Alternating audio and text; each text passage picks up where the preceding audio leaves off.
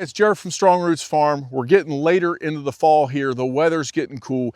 This is the time of year that we like to clean up our fence rows. So today I'm going to show you how to take a fence row that looks like this, and you want them to be completely clean like this. Stick around. I'm going to show you the best way to do this. What we have found over time, over years of experience, the fastest way. Okay, so we've spent a lot of time cleaning them up. I'm going to show you how we've cut that time by more than half. Stick around. Welcome back to the farm. Thanks for joining us. Be a quick video over this. And so the fence row that I'm talking about, I'm not talking about busting through and building new fence or really overgrown fence stuff. So I made a specific video on that. It looks something like this, where we take you through and show you how we go through really rough briars, fences that have been overgrown for a decade, and the tools that we use and how we do them. And there's lots of different ways, big mulchers, big things to do that.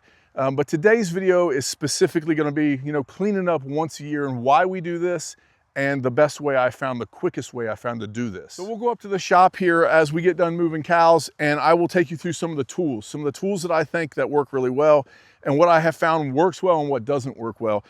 But overall, what we're trying to do in the fall is get our fence rows clean. And you can see, this is my son did this. He could have done a little bit better job, but it looks all right.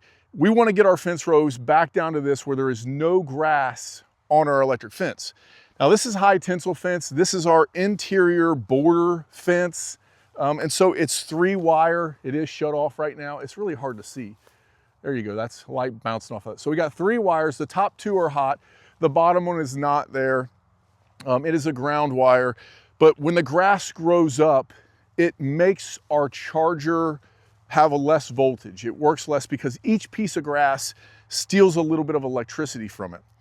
What I found, and so we've got about half our farm. We did about half our farm on Saturday, and we got about half the farm done, and my charger has gone up about 0.7, 0.8. So we were shocking at like 5.2, 5.3. Now we're shocking at 6.1 when we came out here, because each little piece of grass stole just a little bit. There are no major obstructions to our fence. We did find one little sapling tree that grew up that we're gonna go up and cut out. We did find some briars in a couple different spots that have popped back up. We'll cut, we'll spray those. But we don't spray any chemicals on our farm per se. We don't come through here with Roundup and spray stuff. You can use the vinegar and salt, and that is fine if that's what you wanna do. It takes an awful lot of that for us on this large of a farm to kill. So we choose to just let it go, and we weed eat once a year the entire farm. It takes about 3 days to weed our farm. We have gone through an entire roll of weeder string. All right, so first we start off with our standard steel weeder. This is our FS70R. Good weeder is worth $1 million.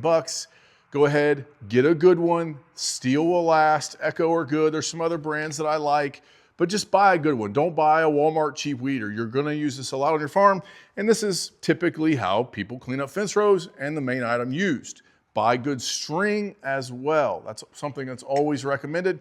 I've tried some different heads. I've got some different videos about them, but we are stuck on string other than we have one setup with a cutting wheel on it. Next, we have our Craftsman battery-powered hedge trimmer. So I'm really surprised at this thing. This is kind of the secret tool that we started using. It's got an extendable handle. You simply take this kind of like a sickle bar mower, and it cuts through all those briars, even small saplings. This has really been a game changer for the speed, one of the game changers for the speed of cutting through those heavier things that just tears up your standard weed or string. Next, we have your standard hedge trimmer, or I don't know, trimming scissors. I don't know, whatever you want to call these things. Pick them up any hardware store. The kid who has the hedge trimmer is going along just getting the briars and the thing we can't get with the weeder. He puts this in his back pocket. It's really good for woven wire, stuff that grows up in the fence. He'll catch this and pull it out so we can continue weeding faster. He's the kind of guy that goes back and does all the cleanup, the stuff that the weeder will not get, and vinage, that kind of stuff. Cut with this, jerk it out real quick, move on quickly. If you do this every year, there's not a lot to do with this. So this really kind of stays in his back pocket most of the days. He uses it 2 or 3 times on miscellaneous things that our tools can't get. Next, we have our John Deere tractor and our bush hog. This is what we used to do. We used to mow a pass all the way around all the fence, but you can only get within like a foot of the fence if you're comfortable. If you're really good, you can get a little closer. You just couldn't get everything clean with that. It seemed like you were just bush hogging more pasture than you were really cleaning fences. But this is what we used to do, and now we've switched, and it's been a game changer. Now we are simply using our 0-turn lawnmower. So we got a little Hustler lawnmower here. It's a fairly commercial size lawnmower, 54-inch cut. It's strong. We like it. I'm not sprung by them or anything. I don't support the brand really. We bought the dealership. We have a good dealership, Bobcat dealership, that also sells these.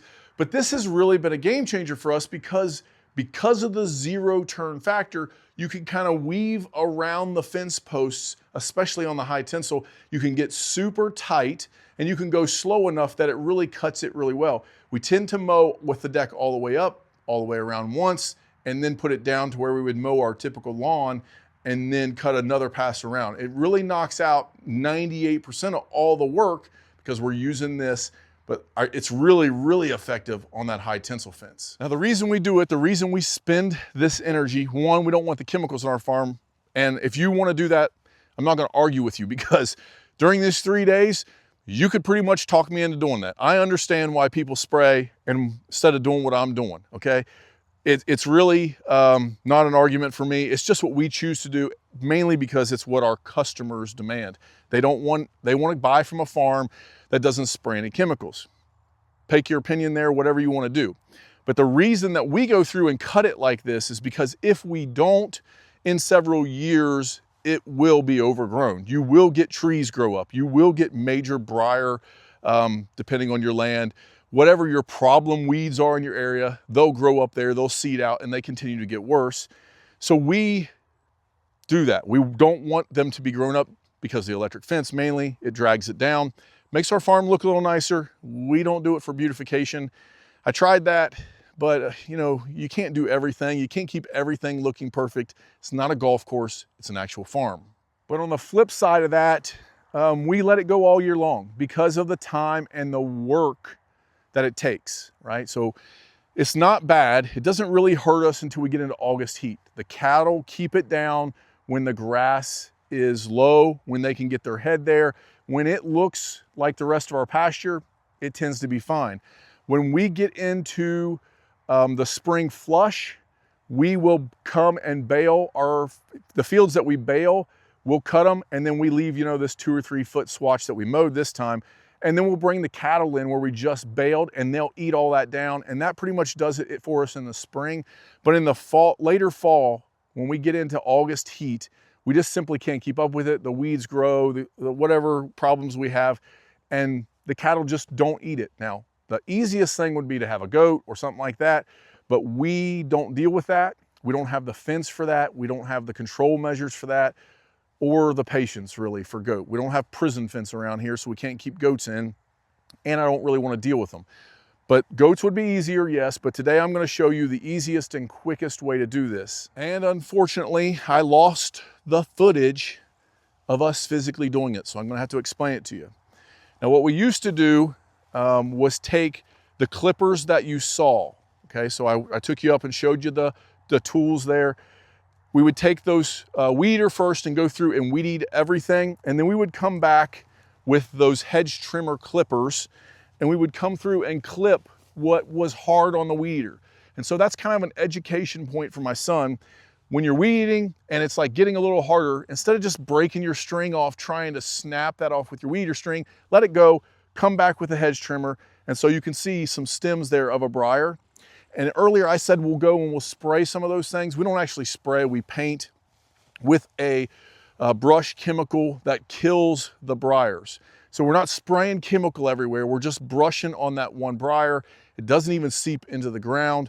We're trying just to prevent them. And we've done this for about 10 years at different farms. And here we've done it about 3 times. And every year, every time we do it, there's less and less. We just kind of use that to prevent that growth of that briar. Because unless I dug it up and got all the rhizomes down the ground, that briar will continue to keep coming back. So that's how we used to do this. And we have changed our method, and it has immensely increased our speed. With the weed eater and the briar, we were only getting like an 18-inch swatch right here underneath the fence. And you can see we have about a 4-foot swatch here now. What we have found, and it took me several years to figure this out, that we use the zero-turn mower, especially with high tensile fence. The zero-turn mower does an amazing job.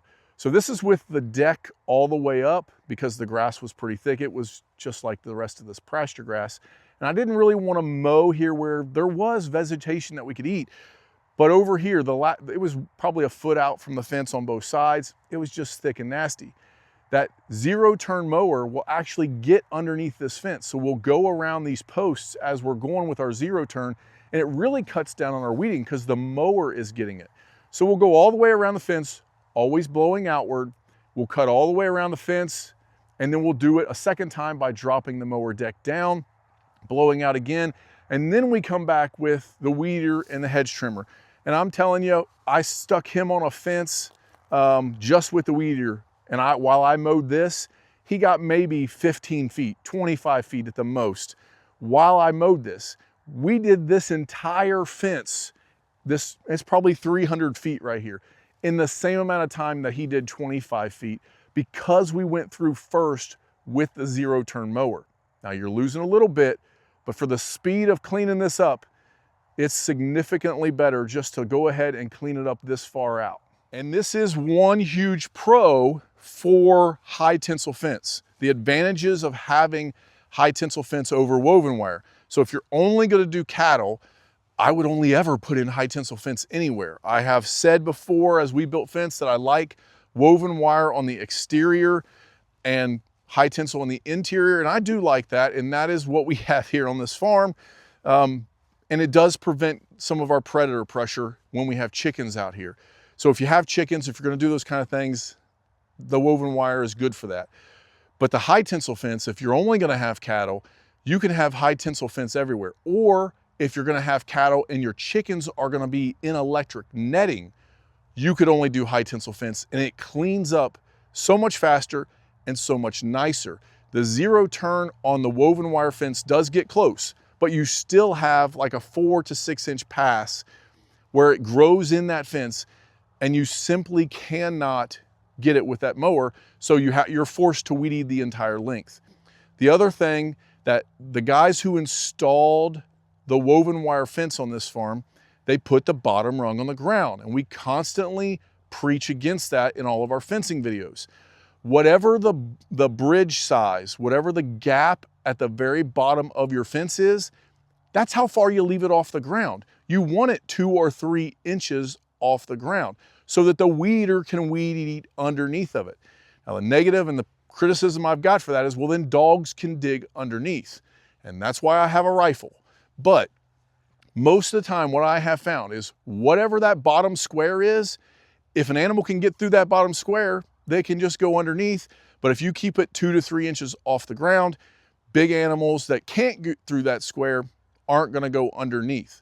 And because we go around our fence quite a bit and inspect our fencing, we notice those problem areas and we can fill those back in or add rock or whatever it would be in those specific areas.